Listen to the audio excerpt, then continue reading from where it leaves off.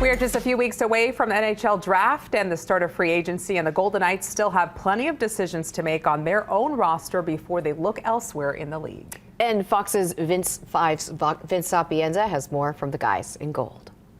There are plenty of items on Kelly McCrimmon's to-do list this summer, and near the top of that list is figuring out the future of Golden Knights homegrown defenseman Nic Hague.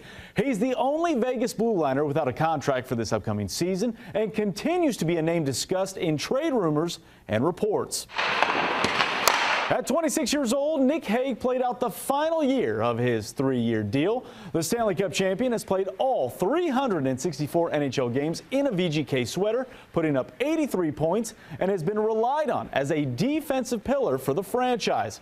In May, the Golden Knights GM was asked for an update on the situation. We've got time with Nic Hague. I think our players want to play here, so I don't anticipate that being an issue, but I don't know that. Those are things that we'll be looking at in the next while.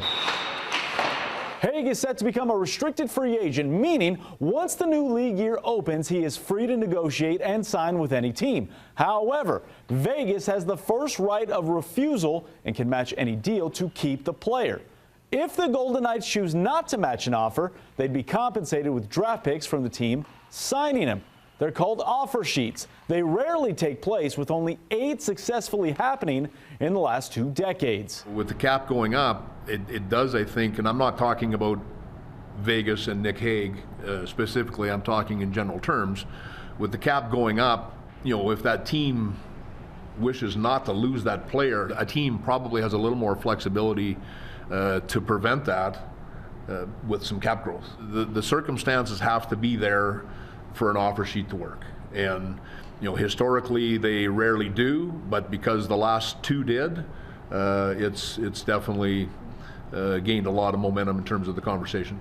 Free agency starts on July 1st, but the deadline for restricted free agents to sign a contract isn't until December 1st. I'm Vince Sapienza, Fox 5 News Local, Las Vegas.